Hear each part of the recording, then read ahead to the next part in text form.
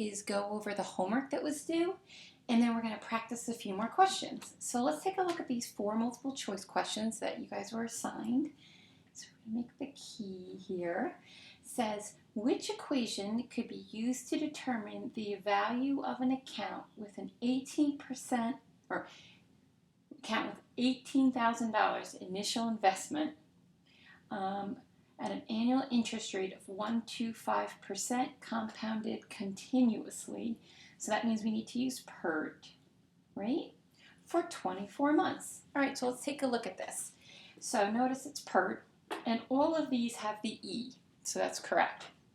Now, we're starting off with $18,000, and that means we'd have 18,000 in front of the E. So I'm looking at all the choices, and all the choices have that. So far I can't eliminate anything. The next thing I notice is the 1.25%. Now we have to change that into a decimal. So 1.25.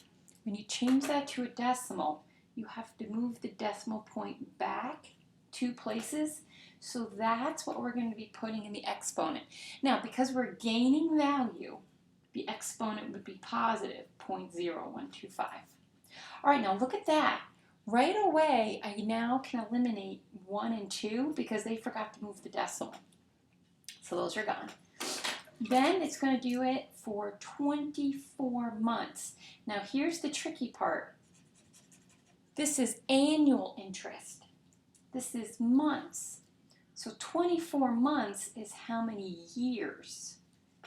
And that would be 2 years. So that means choice 3 is correct. So because the interest is annual, that means we have to change months into years. So choice 3 is the correct answer for the first one. All right, let's look at number 2. $5,000 is invested at a rate of 3% interest compounded quarterly. Quarterly means our N is going to equal 4. All right, so we're starting off with $5,000. Parenthesis 1, interest means we're gaining, so it's positive. 3%, right, move your decimal point twice, it's 0.03, but we're compounding it quarterly. So anytime you're compounding, you have to divide your percent by that number.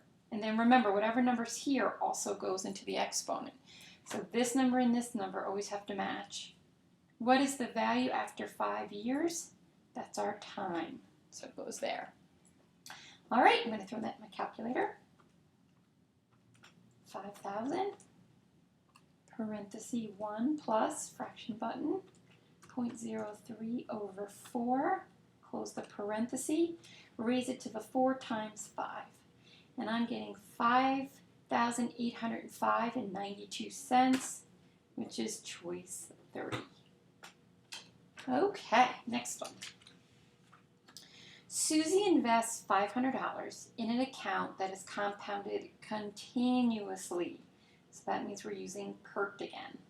All right, at an annual interest rate of 5%. How many years? That means we need to find T. We'll take her to double her money. All right, so how much are we starting off with? We're starting off with $500. The E. Then we have to put the interest rate. Now, interest means it's going to be a positive 0.05, right? Time we don't know, and we want to double her money. So if you double 500, we want to end up with 1,000. So now I'm going to solve this. So the first step is to divide by 500. So that cancels, right? So now I have e to the 0.05t equals 2. And any time the variable is in the exponent, we're going to log it. So again, if it's e, I'm going to put the natural log. You don't have to put the little e there. The 2 goes here, is 0.05t. Now to finish this, I have to get t alone. So I'm dividing by 0.05. So that divides. So I'm going to do my calculator again.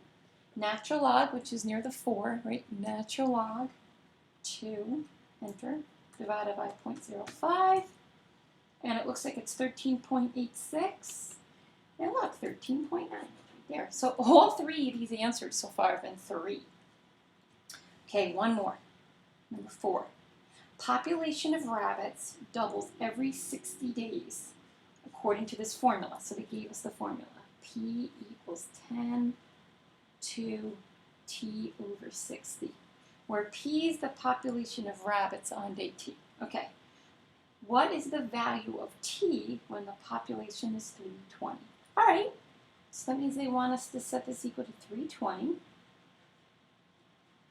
All right, now we have to solve this. So the first thing we need to do is get rid of the number out in front. So I'm going to divide by 10.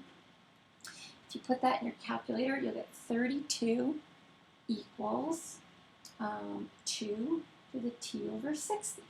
All right, now we're going to use our log. So I'm going to bring it over here. I'm going to write log little 2 32 equals T over 60. So I'm going to put that in my calculator. Math, go up twice. Little 2 32. And I'm getting 5. So this is 5 equals T over 60. Now if you notice, guys, this is a fraction. So I'm going to make 5 look like a fraction and cross multiply. 1 times T is T. 5 times 60 is 300. So that was choice 2. So that was how you should have done the homework. So what I want to do now is practice a little more. What I've done is I've attached on Google Classroom this worksheet. So I highly recommend either pausing me, printing this out, or pausing me and copying this question down into your notebooks. And I'd like you to do it. See if you can get the whole thing. So right now, you should be pausing me, printing this out, copying it down, and actually doing it. Then when you're finished, turn me back on. And so let's see how you did.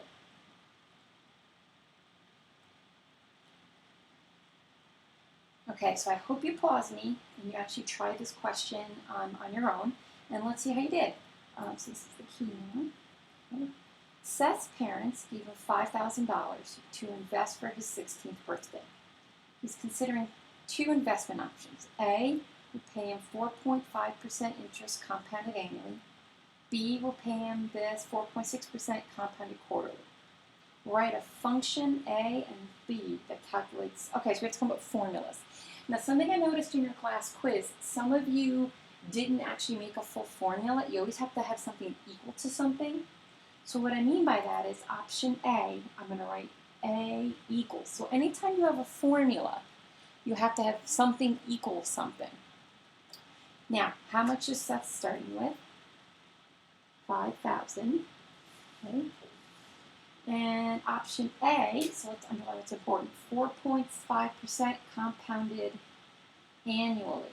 All right, so parentheses, 1 plus, got to change 4.5% into a decimal, right? So you write 4.5, move the decimal back twice, so it's 0.045. Compounded means you divide. Annually means once. You put a 1, and they want you to do, N is years, so they want you to use the letter N right there. So option A is A equals 5,000, 1.045 to the N. So that's for option A.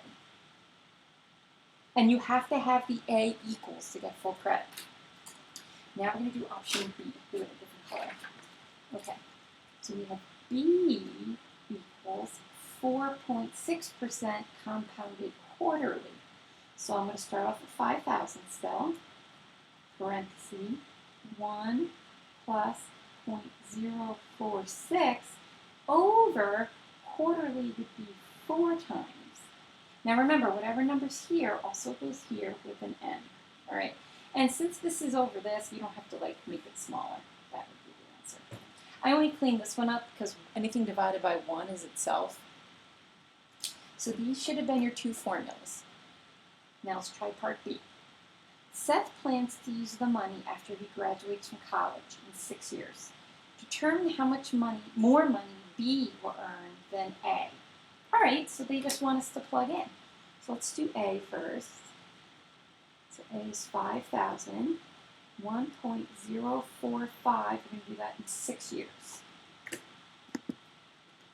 So, let's see here. 5,000, 1.045, right? Raised to the 6 years. Now it's money, so A, I'm going to put a dollar sign, is 6511.30. All right. So that's how much money he'd have if he did A. Right? Let's do B now. B is 5,000. 1 plus 0.046 over 4. 4, and then you're going to put a 6 where the time is. Okay. So do 5,000. 1 plus, fraction button, 0.046 over 4 raised to the 4 times 6. And for B, we have 6, 5, 7, 8 point, that would be 8, 7. Okay, so clearly he made more with B than A. And what this question is asking is how much more? So we have to subtract them. So I'm going to do 6578.87 minus 6511.30. So 6578.87 minus 6511.30. And I'm getting 67.57 cents more. And that's the answer. Okay. And then finally, letter C says, algebraically determine to the nearest tenth of a year how long it would take for B to double Seth's money. All right, so they want us to use B. So I'm going to use the 5,000, 1 plus 0.046 over 4, 4n.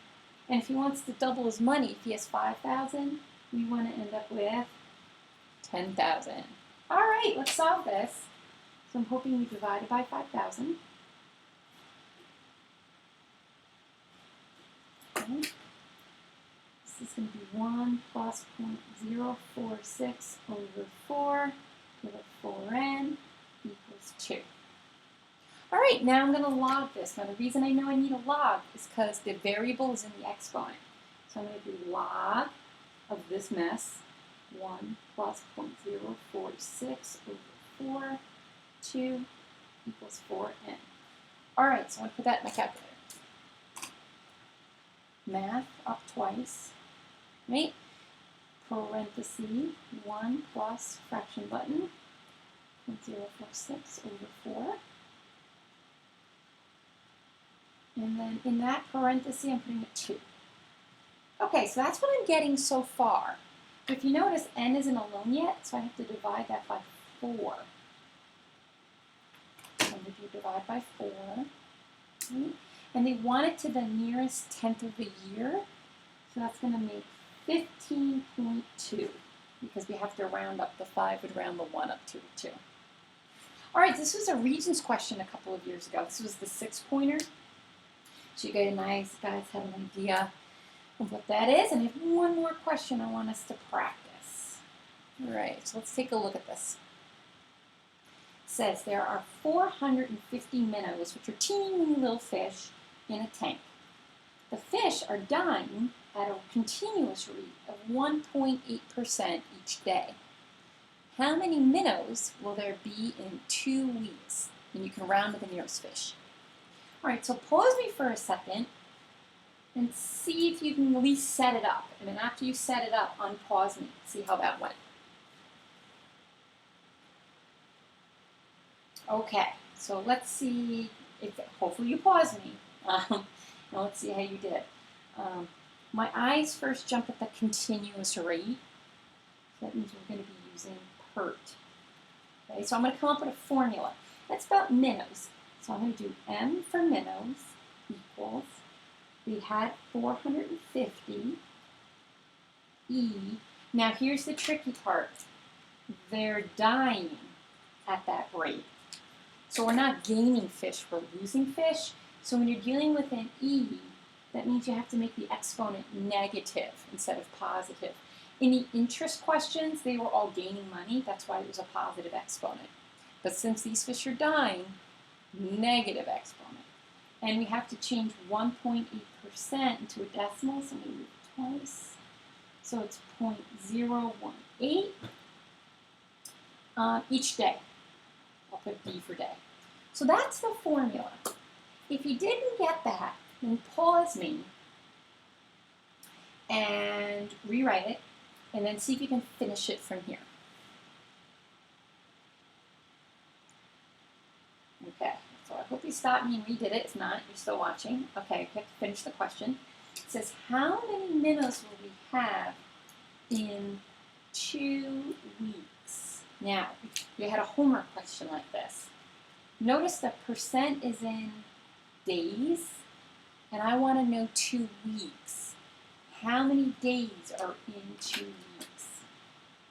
That would be 14. So I'm going to do m equals 450 e to the negative 0.018, and I'm going to plug 14 in. All right, so now I'm going to go to my calculator. I'm taking 450. The E button is in blue above the natural log, so second, I got in there, negative 0.018, and we're going to take in 14. And I want to round to the nearest fish. So that means 0.7, that means I'm going to get 350 minnows. All right, you guys. So what I have for you guys to do today is an old quiz that you guys are going to do as a graded homework. So what I need for you guys to do is you're going to put your answers into a Google form, but you're also, just like you did on your last quiz, you're going to take a photo of your work and submit it into Google Classroom so I can give you partial credit on that. I'll be posting that today. And it's all on this work. All right, so it's a graded homework. So you guys can use the videos to help you, use your notes. And again, instead of a quiz for this topic, I'm going to do a graded homework. So it's like a take-home quiz. And that'll be due on Friday. Bye, guys.